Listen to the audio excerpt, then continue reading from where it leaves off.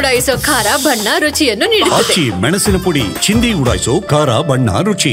ಧರ್ಮಸ್ಥಳದಲ್ಲಿ ಅಸ್ಥಿಪಂಜರಗಳ ಶೋಧ ಒಂದು ಕಡೆ SIT ಇಂದ ಚುರುಕುಗೊಂಡಿದೆ. ಇದರ ನಡುವೆ ಬಂಗ್ಲೆಗುಡ್ಡದ ಬಳಿ ಸಿಕ್ಕಂಥ ಒಂದಷ್ಟು ಅಸ್ಥಿಪಂಜರಗಳು ಜೊತೆಗೆ DL ಸಾಕಷ್ಟು ಅನುಮಾನಕ್ಕೆ ಕೂಡ ಕಾರಣವಾಗಿರುವಂಥದ್ದು. ಆ ನಿಟ್ಟಿನಲ್ಲಿ ಈಗಾಗಲೇ SIT ಅದಕ್ಕೆ ತನಿಖೆ ಮಾಡುವಂಥ ಸಂದರ್ಭದಲ್ಲಿ ಆ DLನಲ್ಲಿದ್ದಂತಹ ವ್ಯಕ್ತಿಯ ಮೂಲ ತುಮಕೂರಿನ ಗುಬ್ಬಿ ತಾಲೂಕಿನಲ್ಲಿರುವಂತಹ ದಾಸಕಲ್ಲಳ್ಳಿಯ ನಿವಾಸಿಯದ್ದು ಅನ್ನುವಂಥದ್ದು ಕೂಡ ತಿಳಿದು ಬಂದಿರುವಂಥದ್ದು. ಆ ನಿಟ್ಟಿನಲ್ಲಿ SIT ಈ ಊರಿಗೂ ಬಂದು ಭೇಟಿ ನೀಡಿದಂಥ ಸಂದರ್ಭದಲ್ಲಿ ಆತ ಹಲವು ವರ್ಷಗಳ ಹಿಂದೆ ಮಿಸ್ಸಿಂಗ್ ಆಗಿದ್ದ ಅನ್ನುವಂಥದ್ದು ಕೂಡ ಈಗ ಪತ್ತೆಯಾಗಿರುವಂಥದ್ದು.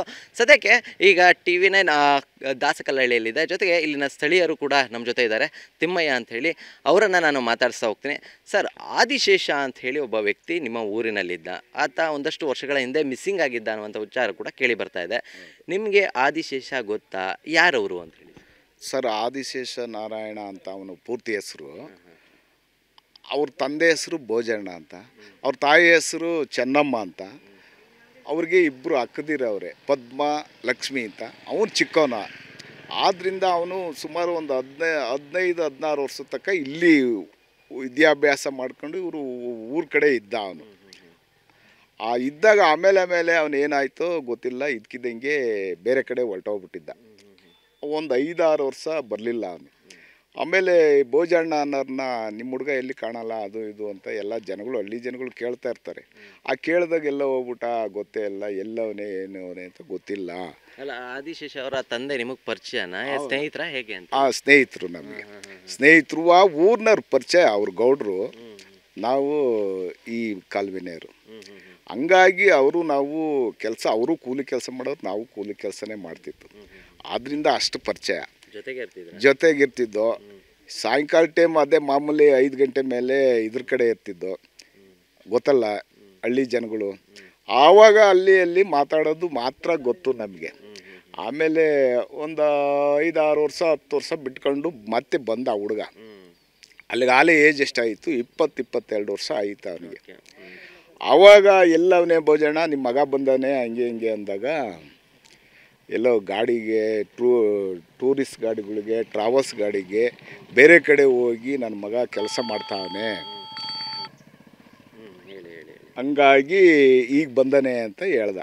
ಆಮೇಲೆ ತಿರ್ಗಾ ಮತ್ತೆ ಒಂದು 15 ತಿಂಗಳು ಇದ್ದ ಅವನು. ತಿರ್ಗಾ ಮತ್ತೆ ಹೊರಟೋಗ್ಬಿಟ್ಟ ಅವನು. ಆ ಹೊರಟೋದನ್ನು ಮತ್ತೆ ಬರಲಿಲ್ಲ ಅವನು. ಒಂದು 15 ವರ್ಷ ಆಗಿರ್ಬೇಕು, ಮೇಲೆ ಆಗಿರ್ಬೇಕು ಅವನು. 12 ವರ್ಷದ ಮೇಲೆ ಆಯ್ತು ಅಂದು. ಏನು ಕಾರಣ ಅಂಥೇಳಿ ಈ ರೀತಿ ಇದಕ್ಕಿದ್ದಂಗೆ ಊರು ಬಿಟ್ಟು ಹೋಗೋಕ್ಕೆ? ಯಾಕಂದರೆ ಪೊಲೀಸ್ ಸ್ಟೇಷನ್ಲು ಕಂಪ್ಲೇಂಟ್ ಆಗಿಲ್ಲ, ಮಿಸ್ಸಿಂಗ್ ಕೇಸ್ ಆಗಿಲ್ಲ, ಯಾಕೆ ಅಂತ ಹೇಳಿ? ಇದ್ರ ಬಗ್ಗೆ ನಮಗೆ ಹೆಚ್ಚಿಗೆ ಮಾಹಿತಿ ಗೊತ್ತಿಲ್ಲ. ಮನೆಯೊಳಗೆ ಗಲಾಟೆ ಮಾಡ್ಕೊಂಡೆ ಹೋಗ್ಯೇನೋ, ಅಥವಾ ಇಲ್ಲಿ ಹಳ್ಳಿಗಳ ಕಡೆ ಸರ್ವೇ ಸಾಮಾನ್ಯ, ನೀವೇನಾರು ಒಂದು ಬಟ್ಟೆ ಹಾಕ್ಕೊಂಡು ನೀಟಾಗಿ ಬಂದ್ಬಿಟ್ಟ ಅಂದ್ರೆ ಅಲ್ಲಿ ಒಟ್ಟಿಗೆ ಹಸ್ಕೊಂಡಿದ್ರು ಬೆಂಗಳೂರಲ್ಲಿ. ಇಲ್ಲಿಗೆ ಬಂದಾಗ ನಾನು ಹೋಗ್ಬೇಕು ಅನ್ನೋ ಒಂದು ಆಸಕ್ತಿ ಇರ್ತದೆ ಹಳ್ಳಿಯರಿಗೆ. ಈಗೆಲ್ಲ ತಿಳ್ಕೊಂಡಾರೆ. ಮೊದಲು ನಾನು ಸುಮಾರು ಮದುವೆ ಆಗೋದಕ್ಕಿಂತ ಫಸ್ಟು ಬೆಂಗಳೂರಿಗೆ ಹಿಂಗೆ ಯಾರೋ ಬೆಂಗಳೂರಿಂದ ಬಂದ, ಅವನು ಹೋಟ್ಲ ಕೆಲಸ ಮಾಡ್ತಾನೆ, ನನಗೆ ಗೊತ್ತಿಲ್ಲ.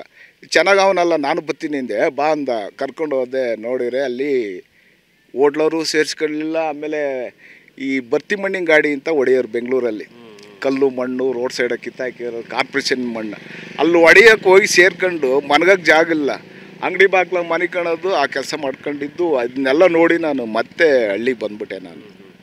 ಹಂಗೆ ಮನೋಭಾವನೆಗಳು ಇರ್ತವೆ, ಮನುಷ್ಯನಿಗೆ ಆಸೆಗಳು ಇರ್ತವೆ. ಹಂಗಾಗಿ ಅವನೇನಾರು ಓದ್ನೋ ಗೊತ್ತಿಲ್ಲ, ಮತ್ತು ಓದೋನು ಮತ್ತೆ ಬರಲಿಲ್ಲ. ಆಮೇಲೆ ಎಲ್ಲವನೇ ನಿಮ್ಮ ಮಗ ಅಂದರೆ ಅಲ್ಲೆಲ್ಲ ವೈನ್ ಸ್ಟೋರಾಗ ಅವನೇ, ಬಸ್ಸಿಗೆ ಹೋಗ್ತಾನೆ ಅಂತ ಭೋಜಣ್ಣವ್ರು ಹೇಳೋರು, ಅವ್ರ ತಂದೆಯವರು. ಅಲ್ಲ, ಅವ್ರ ತಂದೆ ಸತ್ತಾಗ ಏನಾರು ಅವ್ರು ಬಂದಿದ್ರಾ ಹೇಗೆ ಅಂತ? ತಂದೆ ಸತ್ತಾಗ ಒಂದು ಸರಿ ಬಂದಿದ್ರು ಅವರು. ತಂದೆ ಸತ್ತಾಗ ಬರಲಿಲ್ಲ ಅವರು. ಮಣ್ಣು ಆದಮೇಲೆ ಆಮೇಲೆ ಮಾಹಿತಿ ಗೊತ್ತಾಗೇನೋ ಒಂದು ಸರಿ ಬಂದಿದ್ದ.